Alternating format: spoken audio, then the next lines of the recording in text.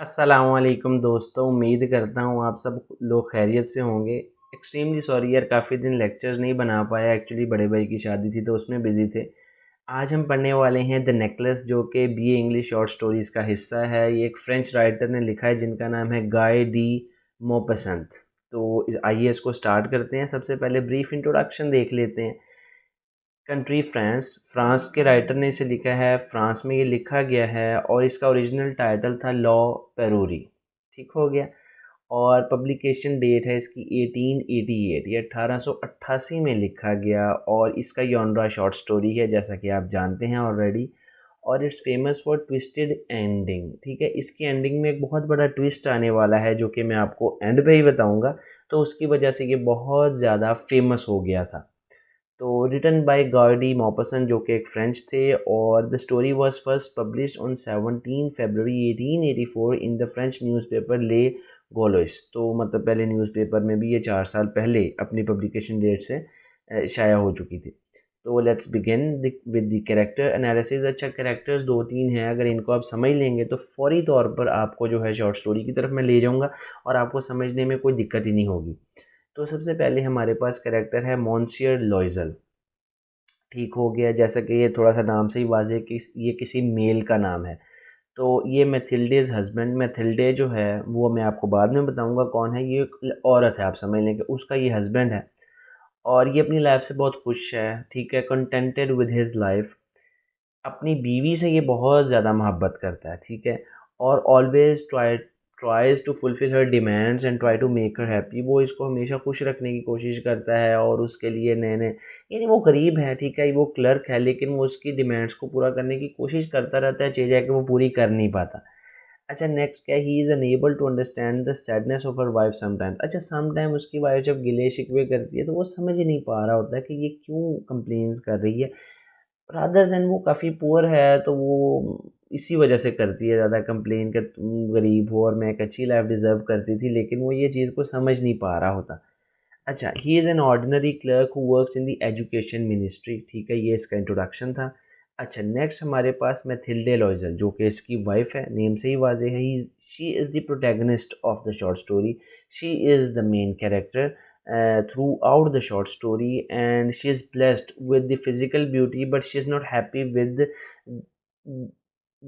lifestyle। ये मैंने ये थोड़ा सा रॉन्ग कर दिया, विद हर लाइफस्टाइल। एलिगेंट तो उसका लाइफस्टाइल है ही नहीं ना। तो she is regretful about her life. वो अपनी ज़िंदगी से बहुत पछतावा रखती है कि वो ये समझती है कि वो इतनी खूबसूरत है और वो एक अच्छी जगह ब्याही जाना वो डिज़र्व करती थी, एक अच्छी जगह पैदा होना वो डिज़र्व करती थी। कुदरत ने, कोई अल्लाह माफ़ करे, उसके साथ जो है, मैं लफ्ज़ भी नहीं ये बोलना चाहता। तो she thinks that she was born in a poor family. She is always complaining her husband about the luxuries of life. तो वो इन्हीं चीज़ों में, यानी मटेरियलिस्टिक उसका माइंडसेट है। थर्ड कैरेक्टर जो है, तीन ही कैरेक्टर में, परेशान नहीं होना आप लोगों ने कि सारे कैरेक्टर्स ही पढ़ाई जा रहे हैं। तो मैडम फॉरेस्टियर, ठीक है, यानी ये जो है मैथिल्डे की रिच फ्रेंड है। ठीक है, मैथिल्डे की स्कूल की फ्रेंड हैं जो कि काफ़ी रिच दिखाई गई होती हैं, और मैथिल्डे जो है इनसे काफ़ी ज़्यादा हसद भी करती होती है। She is quite jealous of her rich school friend and she is the one who let her. अच्छा, फिर ये नेकलेस, जो कि ये शॉर्ट स्टोरी का ही नाम है, तो ये मैं थोड़ा सा सस्पेंस यहाँ पर तोड़ ही देता हूँ कि एक नेकलेस जो है मैथिल्डे, जो कि प्रोटैगनिस्ट है शॉर्ट स्टोरी की, वो इस मैडम फॉरेस्टियर से बोरो करती है। तो ये वही करेक्टर है जो इसको, यानी कि उधार पर, वक्ती तौर पर पहनने के लिए अपना नेकलेस दे देती है। तो she is rich yet friendly with the protagonist. अच्छा, अब एपिसोड 1 में क्या होता है। The short story start with, अच्छा मैं अब आपको सारा पढ़ के नहीं बताऊंगा, बड़ा इजी मैनर में बता देता हूँ। जब शॉर्ट स्टोरी स्टार्ट होती है ना, तो हमें डिटेल्ड डिस्क्रिप्शन दी जाती है कि मैथिल्डे बहुत ही खूबसूरत है, बहुत ही प्यारी है, और वो बहुत ज़्यादा परेशान है अपनी लाइफ को लेकर के। वो ये समझती है कि मैं इन कारीगरों के घर पैदा हो गई हूँ, मज़दूरों के घर पैदा हो गई हूँ, ये मेरे साथ कोई अनफेयर जो है डीलिंग हुई है कुदरत की तरफ से। और फिर आगे क्या कि उसकी शादी भी एक क्लर्क से हो जाती है, तो वो इस चीज़ से भी काफ़ी अपनी ज़िंदगी में नाराज़गी महसूस करती है कि यार ये मेरे साथ क्या हुआ है।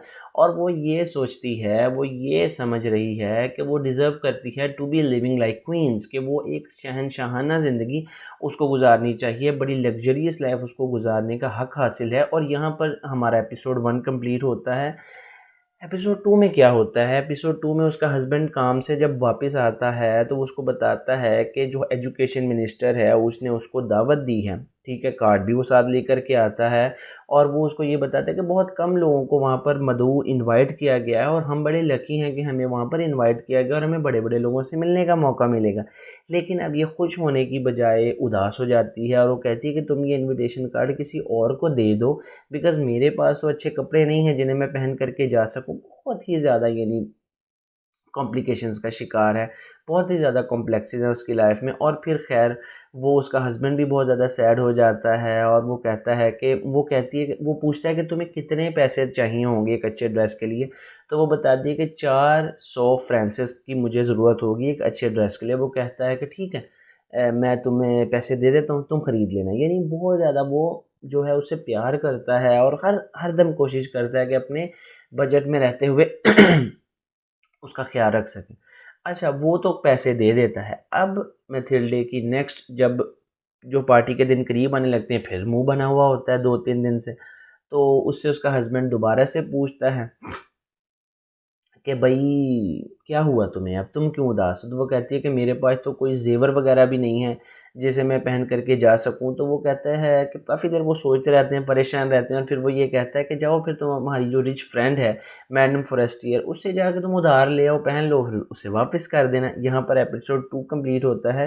एपिसोड 3 में क्या है कि अब वो पार्टी में एंटर हो गई है with her new clothes and borrowed necklace. The necklace was borrowed by her rich friend.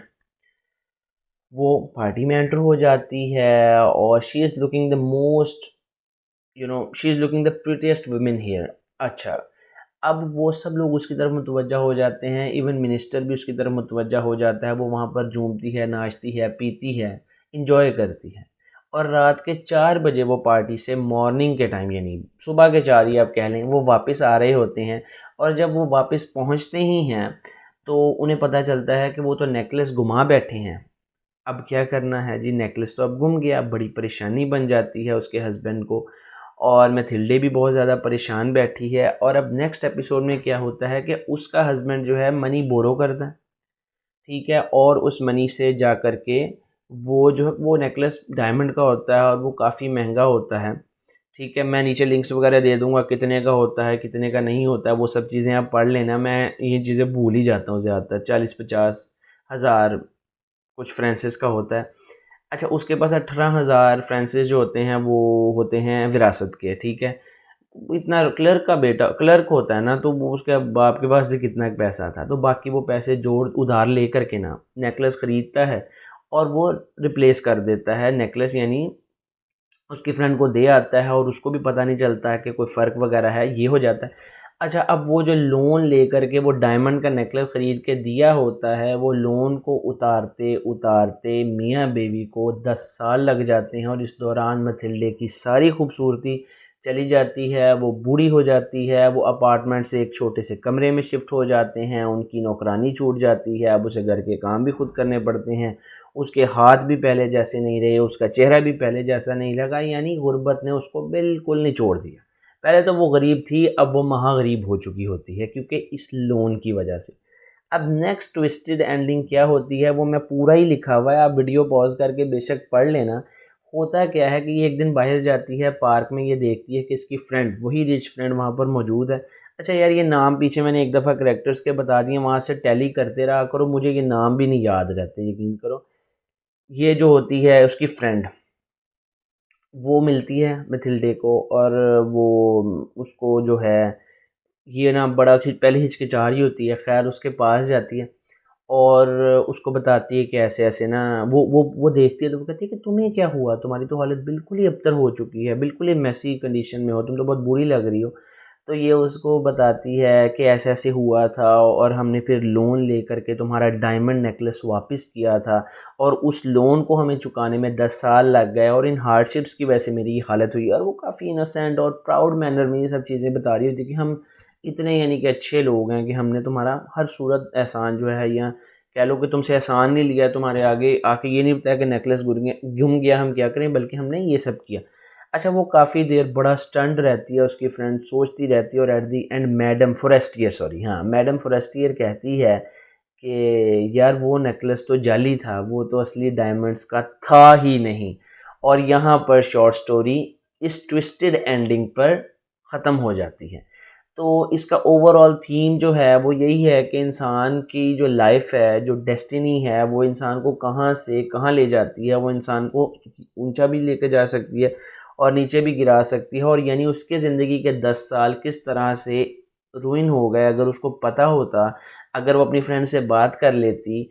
तो यानी मिसकम्युनिकेशन कह लें, डेस्टिनी भी इसकी एक थीम है, और materialistic attitude of the protagonist भी इसकी एक थीम है, इनोसेंस ऑफ द हस्बैंड भी इसकी एक थीम है, क्लास डिफरेंस भी इसकी एक थीम है। थीम बच्चों ऐसे ही बन जाती हैं, ठीक है। बाकी कुछ लिंक्स मैं नीचे डाल दूंगा, आप उनको पढ़ लेना। जब आपको पूरी शॉर्ट स्टोरी बता दी, अब उसमें से आप थीम्स निकालते जाओ कि मतलब क्या उसको कहते हैं, फ्रेंच सोसाइटी और ओवरऑल वहाँ पर किस तरह का जो है शो ऑफ कल्चर, ठीक है, शो ऑफ कल्चर। इस तरह से 5 7 8 थीम्स तो मैंने अभी बना दी। इसी तरह से नीचे लिंक्स आपको मिल जाएंगे। कीप वॉचिंग, थैंक यू, अल्लाह हाफ़िज़।